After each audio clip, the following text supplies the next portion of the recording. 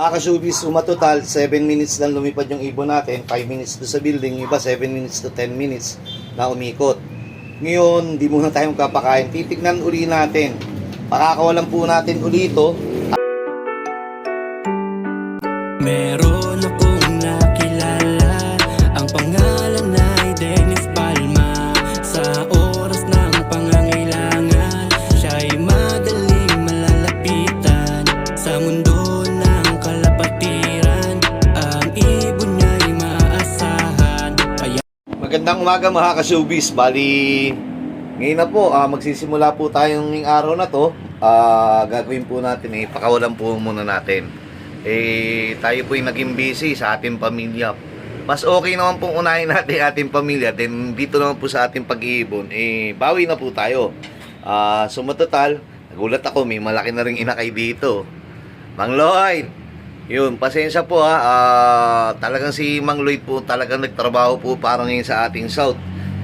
Tayo po, parang nakailantos pa lang tayo, wala pa po tayong to sa truck. Ang ating mga kaibigan o yung ating mga club malayo na. Ang tos na po na yata o training sa club is nasa Quezon na. Ito po, kita mo nag-iisang BBCM. 8 to nandun yung 7 sa kulungan, nandun sa breeder's stop. Ito lang po yung naihabol natin. Actually nabuo naman natin yan, di ba? Inabot lang po tayo talaga nung hindi maganda. Kaya hindi na natin tinuloy yung iba dito. Bahala na kung gagawin natin stock bird o paano gagawin natin, palalambing natin o ipang-out natin, bahala na. Si Kidlat pakawalan po muna natin si Kidlat, hindi natin pakakawalan. Gawang namamaris, tinuturuan niya na maging tamad yung ating panlaban. Gawa nga ng, siyempre pagka yung namamaris na, ayaw na magsiliparan niya, kundi kung basta gusto niya mag-breed na lang. At tulad nun nandun, nung naglilimlim yung nanay nito, siyempre lagi nandiyan nakalimlim, pero ngayon sisiw na siya. Hindi po natin kasi tinapon yung itlog. Gawa nga po nung una pinamigay natin yung itlog niyan yung una natin mga nadadampot na itlog dito, pero nung huli hindi na. Gawa nga po ng iitlog huli, nagiging tamad lang.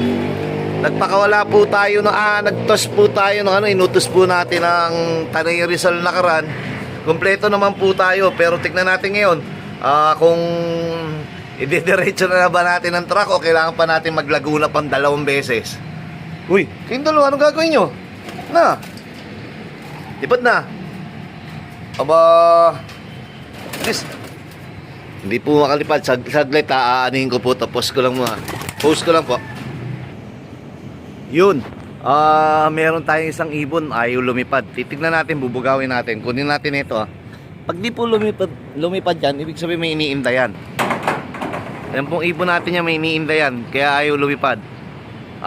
Galing na po sa tos yan. Ito yata yung sumalpo ko. Tignan nyo, may tama po sa dibdib yan. Pero ayaw talaga nyo. Ayan, hanggang dito na lang po nandadaya. Mang Lloyd!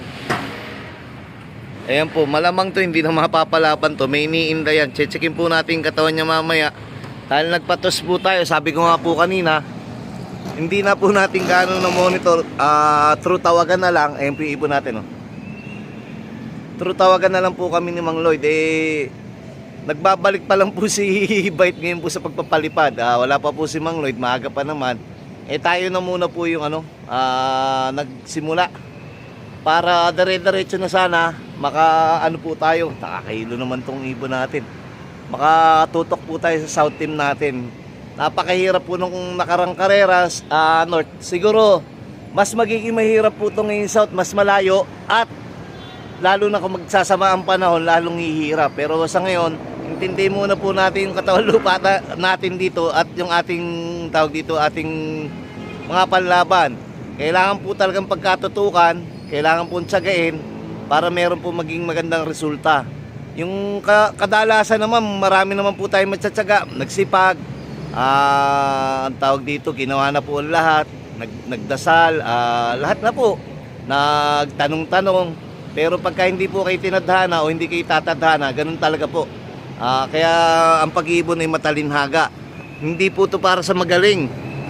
Ito po ay talagang dapat sa consistent. Marami pong magaling. Kung hindi naman consistent na nagsisipag, mababaliwala po yung galing.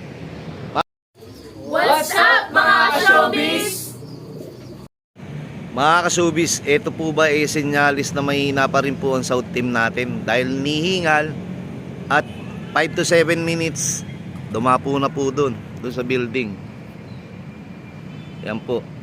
Ang natira po natin, una kanina dalawa lang, yung puti at saka yung itim. Ngayon po nagsabay-sabay po sila at ito may dumating pang isa. Ayan po, ayan po ba patunay na mahina po yung south team natin dahil hindi makasampung minuto. Tingin ko nandiyan na si Mang Lloyd, maingay ni aso eh. Ayan po, dahil naghahatid pa si Mang Lloyd ng kanyang mga anak sa eskwelahan. Tingnan po natin, ito may dalawa pa pong dadapo na. Pasok agad oh. Ganun po ba? Nandiyan na nga yata po. Mang Lloyd! Wala pa. Baka may nagpapakain lang po ng aso. Pumapasok na agad po, hindi na natin tinatawag. Ito pong isa, ito to kanina, hindi po siya lumipad. Tingin ko may nararamdaman to, o ito yung sumalpok ng nakaraan na sinasabi ni Mang Lloyd, di ko pa nahihipo eh. Ayan, then etong si putit itim, sila lang po yung hindi dumapo do sa building. Ayan po si itim oh. Kapatid po to ni Kirat. Sana hanggang dulo katulad ng kapatid mo dumulot, tumapos. Bahala na, salamat na lang kahit walang karangalan, pero ang importante dumulot, tumapos ang karera. Naman lagi nang sinasabi ni Bait eh. Mapasama lang tayo hanggang dulo sa kwentuhan masaya na. Malay nyo sa susunod yung may dala ng regalo na tawag dito, trophy o ano man. Parang ano, ito pala dumayo rin to, galing to sa sa malayo, hindi galing sa building to. Umiwalay pala po to. Tingin ko akin ha. Tignan po natin. Kanina pang parang eroplanong dadapo eh. Tignan po natin oh. Mukhang hindi pahatin, bakit ganun? Ayan, natin na yata. Yun, pasok na puti. Pero malamang bumili na po tayo ng kwitis kasi kailangan po natin silang puwersa yung lumipad. Kung hindi po, ay baka hindi po tayo umabot ng first lap. Baka hanggang training lang po yung ibon natin. Ang tawag dito, ang abutin natin, training lang. Kasi makikita mo ng ibon pagka malakas eh. Tayo tutok na po si Mang Lloyd dito. Pero dati kasi inabot tayo ng sakit. Ewan po natin. Tayo naman makakasagot yung resulta eh. Nag-training po kami, nakatatlong tos na kami. Wala naman nawawala. Nakakauwi naman. Pero hindi pa rin ang sagot nung kasi malapit pa yun eh. Tanay pa lang yun eh. Subukan natin mamaya kung may Laguna, di mag-Laguna po tayo. Pero kung mahirap po, nakita ko parang keso na kagad ang training ng training ng club eh. Parang 100 kilometers na kagad po yung ililipad, samantalang yung nailipad pa lang natin yung mga 40 kilometers pa lang po. Pagka susubukan lockdown ng 60, may potential na mawalan o baka mamaya mga lahati. Pero kung halimbawa malakas naman itong ibon natin, katulad yan may hingal Pero kung malakas naman po yung ibon natin, buong puso nating i-training agad ng lockdown kahit 100 kilometro kaya po yan. Pero sa ngayon 30 kilometers, 40 kilometers ang agwat, baka kabahan pa po tayo. Tignan, ang dami pang kuto. Ito medyo hindi hiningal. Tignan po natin iba. Bagay, galing sa galing sa building eh. Ito po, ayaw pa magsipasukan, nagpaparisan. Kaya po tama din, nagpaparisan, nagbabarakuhan. Yun po, nakapasok na, gusto pa lumabas.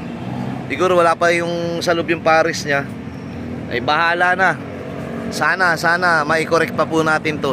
Mamaya po ulit, sarado ko muna yung pinto doon sa nakakalimutan ko sarado yung bintana. Sige po. What's up mga kasubis? Mga kasubis, umatotal 7 minutes lang lumipad yung ibon natin, 5 minutes doon sa building, iba 7 minutes to 10 minutes na umikot. Ngayon, di muna tayong kapakain, titignan uli natin. Pakakawalan po natin ulito at yung nandun sa building bumaba na. Susubukan po natin pakawalan at orasan natin kung gaano katagal pa sila lilipad. Hindi ko po alam kung gawa na nagpaparis-paris po sila at itong isa hindi lumilipad. Susubukan natin. Tingnan natin Ayun, kaya pala sa hindi lumipad, ayan, may salpok pala sa dibdib at may lumipad po siya ngayon first time. Kanina hindi po siya lumipad Ayun nga yung sinasabi po natin kanina ayaw. Ngayon lumipad na. Tignan po natin. Post ko lang po, akit po ako. Mga kasubis, bali, ito po lumipad. Tirik na si Haring Araw. Tignan natin kung makaka 5 minutes pa rin. Nasa na? Ayun po. Lumipad na po yung ibon natin. Ayun, mga nakakatuwa. Yung nandun, marami oh. Dumaan. Ayun po, tignan natin kung kaninong ibon yan. Kung babalik yan. Ayun, napakakapal ng ibon oh. Ayun, sana ganun karami oh. Kasi hindi naman kasa sa atin lap. Ito po yung ating south team. Tignan natin kung dadapo agad o ano. Pero kanina yung ayaw lumipad, lumipad na. Pero nung tinignan nga natin, dalawa pala po yung tama niya sa dibdib. Kaya siguro masakit ang katawan. Siguro nung huli natin tos, sumalpok. Ngayon lang po natin nahawakan yung mga ibon natin. Wala na. Ngayon lang po natin nahawakan yung mga ibon natin. Siyempre, eto na po yung ibon natin. Ayun, may tama pala po. Pero ngayon lumipad. Kanina talagang nakita nyo sa una natin video ay lumipad. Ito naman po, titignan natin. Masaya na kung maka 5 minutes. Dahil kung ayan, meron po sila nakakasama. Sana mahatak naman to. Sana magsama. Para medyo mabatak yung ibon namin. Ayan, sama kayo dyan. Ayan, hindi po akin yung iba dyan. Kaya mangyayari dyan, maghahatakan yan. Siguro naman, pagka nahatak yung ibon natin, tatagal na. Pero parang nakikiramdam na yung ibon natin. Gusto nang bumaba. Ayan, sige, hatakin yung ibon ni Bait. Dumami na yung ibon namin. Po. Yan, pero imbis sa palayo, papunta dito sa atin loob pa. Yan po, ang ganda tignan pag marami, no po, kasi di kasa sa loob natin yung kanya karami. Iatakin yung ibon namin. Ayan po, baka kay paring Emil Romero to. Nagpakawala na rin siguro po. Maaga lang po tayo nagpakawala eh. Ayan po, yung mga hiwa-hiwalay, hindi po siguro atin yan. Ayan o, kay paring Emil nga to nakakasabay.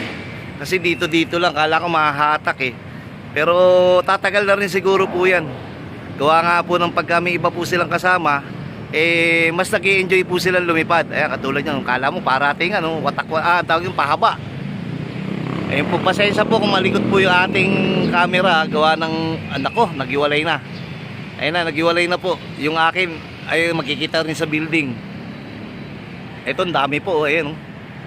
Yun yung kay paring Emil Romero lumayo. Tignan po yung atin kung saan pupunta. Ito yung atin po. Naku, naghiwalay na. Hindi pala kay paring Emil yun, dumayo eh. Yung atin po nandito. Ayan, nasa ibabaw. Tignan natin kung tatagal po sila o bababa na. Ang video po natin almost 3 minutes. Magpo 4 minutes. Ibig sabihin 4 minutes na silang lumilipad mahigit. Ayan o. Kanina 5, ngayon 4. Kung tatagal pa ng konti, di maganda. Tingin ko, healthy naman po silang problema, tamad lang. Ang dami oh. Yun, samahan nyo yun. Ito, ang dami oh. Dapat makasabayin nila po yan. Kung kanino naman yan, ang dami oh. Grabe oh. Ito po yung ipon natin. Sana may makasabay. Kasi pag may nakakasabay, ginaganahan yung ating kasi, lagi nagbabantay na ng building. Ayan po. Ipopost ko muna po, nakakangalay din eh. Angat pa nga yata oh. Post ko muna po, nakakangalay po. Sige po. Yan, pinost ko po pero yan, dadapo na uli. Pangalawang dapo nila sa building. Tingnan natin kung lahat po sila dadapo sa building. Ayan po, umiikot na dyan oh. Ayan oh. Kailangan na talaga ng kwitis. Ayan, tignan po natin. Ayan oh. Rinorondahan nila yung tower o yung dating radio station. Dati yung pinakamataas sa building dito nung bata pa po ko. Ngayon nagsulputan na yung mga dihamak o yung kaya dihamak na mga lalaking building. Ayun po yung ibon natin, rumonda pa. Naka 5 minutes na po tayo.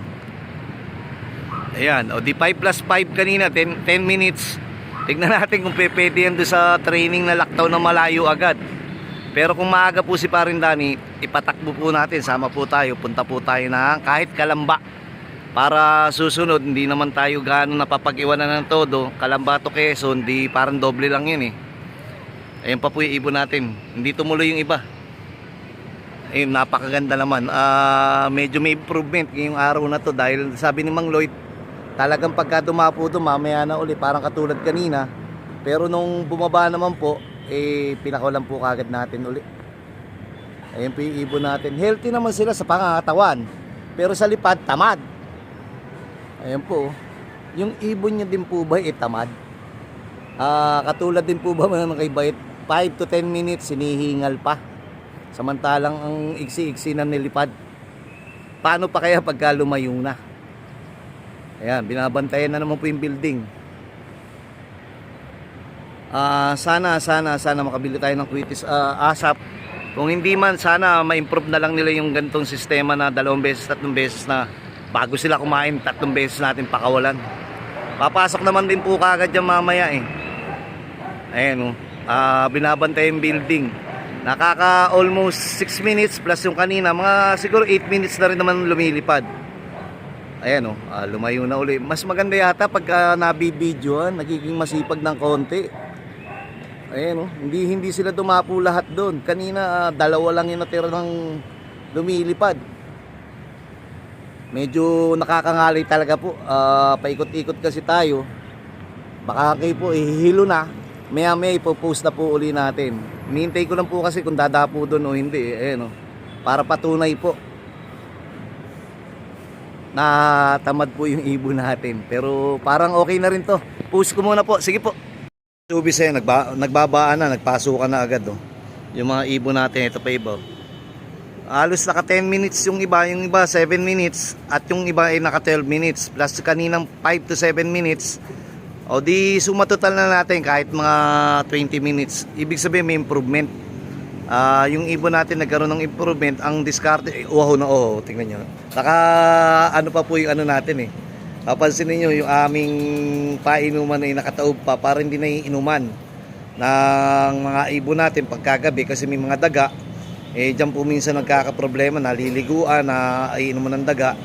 Mamaya pa po natin na bibigyan. Pagbaba ko po dyan, bibigyan po natin yan. Ano po ngayon, Tuesday. Ibigay po tayo, dati Aquadox, tinanggal na po natin. Monday, Baxidil. Ngayon, pwede na lang po tayo magbigay ng Tolome.